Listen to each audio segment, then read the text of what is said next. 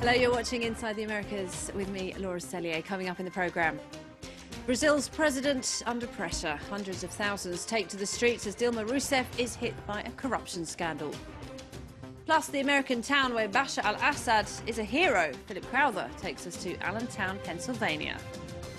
And the curious case of Robert Durst. Did the American tycoon really confess to murder on TV? All of that still to come.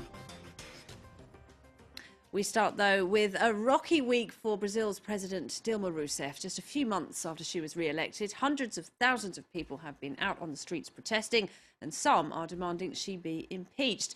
It comes amid more arrests as part of a corruption scandal at the energy firm Petrobras. Flooding the streets of Brazil, a million-strong tide from Rio to over 50 cities around the country, demanding Dilma Rousseff's ousting.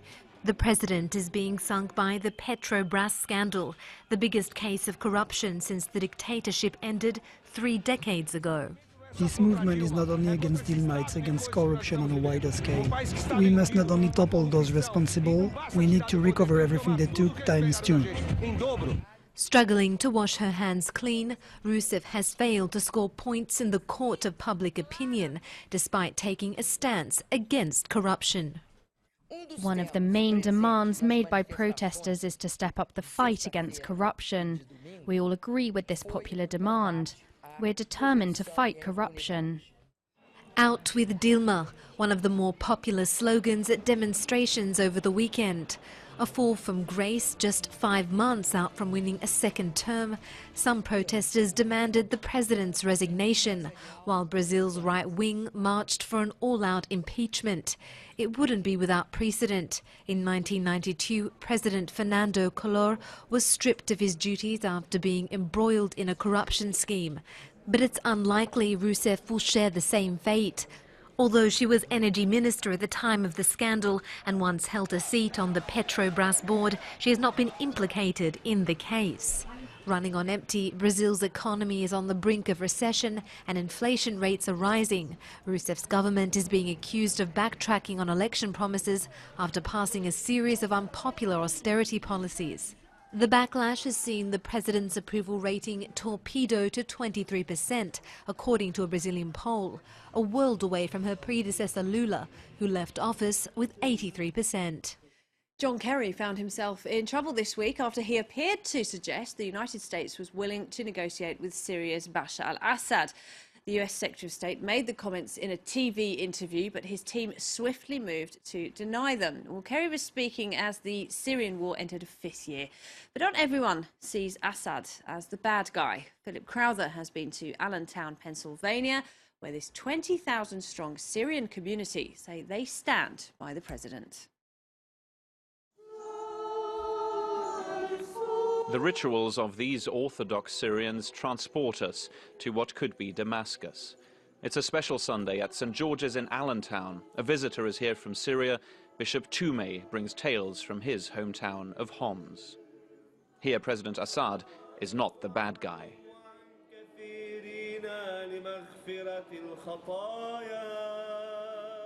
We really love him, to tell you the truth, and the man is very reasonable. I met with him for 4 hours, and the man is very logical, very good. He wanted to improve the country. Aziz Webe is a well-established leader of this community, the owner of a car dealership in town. He's a protest organizer too, encouraging his fellow Syrians to show their support for the Assad regime. This almost about a year and a half ago, during the chemical attack that was launched by we think mostly by the opposition or by the terrorist groups.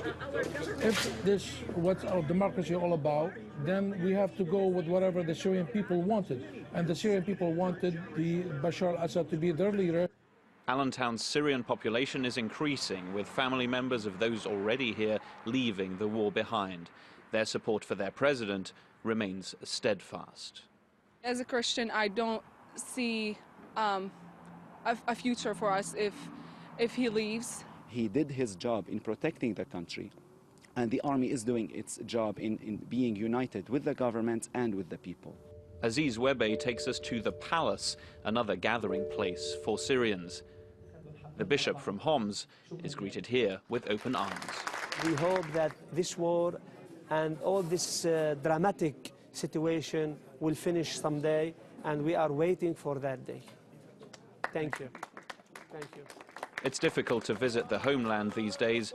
The war has isolated this community, and Syria sometimes can feel very far away from Allentown. Confessing to murder on TV now. That's what American tycoon Robert Durst appeared to do during the making of a documentary about his remarkable life.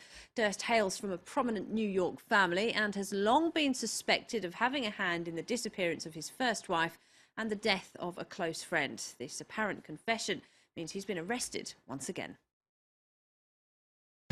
Murder, mystery and intrigue. The twists his life has taken inspired a Hollywood movie. But the jig may be up. After filming a final interview for the HBO docu-series The Jinx, Robert Durst takes a bathroom break. Unaware that his microphone's still live, he drops a bombshell. What the hell did I do? Kill them all, of course. Until now, Durst, a multi-millionaire from a prominent New York family, has maintained his innocence. Investigators believe he's responsible for 3 murders. Wanted for murder in Texas. She vanished. Including the disappearance of his wife in 1982 and the death of his close friend Susan Berman in 2000. And now he's been arrested in New Orleans, charged with Berman's murder. The smoking gun, according to police, lay beyond evidence submitted by the production crew. No, I don't believe we had any connection with HBO. This was our folks at Robbery Homicide continuing to work this case, even though it's some 15 years old. Eager for his day in court, the real estate heir's lawyer says Durst's arrest was based on TV ratings for coinciding with the series finale and not facts. Bob Durst didn't kill Susan Berman. He's ready to end all the rumor and speculation and have a trial. Durst's been arrested before on murder charges in Texas in 2001 and was acquitted on grounds of self-defense. Robert Durst, not guilty. Despite falling short of a conviction, the former trial judge remains convinced of his guilt. I think he killed his first wife's Kathy McCormick. I think he killed Susan Berman, and of course we all know he killed Morris Blatt. He is perfectly sane. He's got issues, and he's got a dark side, but he knows what he's doing. He's able to plan the crimes, and he's able to plan the cover-up of the crimes. The 71-year-old will be transferred to Los Angeles, the capital of celebrity trials. The question remains, will Durst's incriminating recorded statement be admissible in court, thawing a cold case that's remained unsolved for decades? Medellin in Colombia is often linked to murder and violent crime, but some say this reputation is outdated and unfair. The city is reinventing itself, and in recent years, crime has fallen by over 90%. Michelle Harrison-Pless takes a look at just one of the ways the city is trying to reduce crime. Medellin, once dubbed the most dangerous city in the world. But today, it seems Colombia's second biggest city has moved on. Celebrations are taking place to mark 100 crime-free days. Results thanks to Medellin's unique approach to tackling crime levels start with the city's youth. Some of these teenagers have already dabbled in petty crime, others are just vulnerable. They discover a maximum security prison, where some of the city's most dangerous criminals are behind bars. It's certainly not your average field trip. I've seen jails in the movies, but actually seeing one for real is completely different. A laugh that barely hides the fear that comes with meeting prisoners face to face. Divided into groups of 4, the children are locked in a jail cell for 30 minutes. Today, they're meeting some of the prison's female inmates, shackled in chains and handcuffed because they're no angels. Monica, who's serving a 30-year sentence for murder, is left alone with the group. Do you have something to say to me?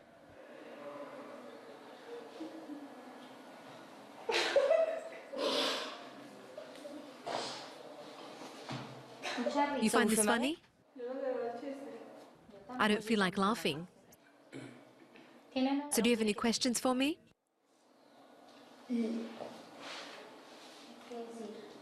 What did you do to end up here? That's what you want to know?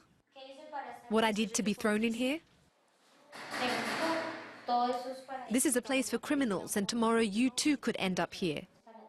Monica underwent special training to take part in the program. Every word she utters is meant to provoke a reaction. Those who join armed groups or get caught up in drug trafficking, those who become criminals, they are dead. In prison or in hospital. It's not yet time to go home. The children get together with some of the other prisoners to discuss the experience. Were you scared in the prison cell? I was scared that somebody would hurt us. Hurt you? Yes. Well, you're right. Prison is a dangerous place. The prisoners are cruel. And that's why you need to do everything you can to avoid ending up here. Despite the initial fear, and after spending 5 hours with these women, little by little, friendships are formed. The children will remember this day forever. And hopefully they'll be deterred from a life of crime. Well, that's it for this edition of Inside the Americas. Thanks for watching. Until next time, goodbye.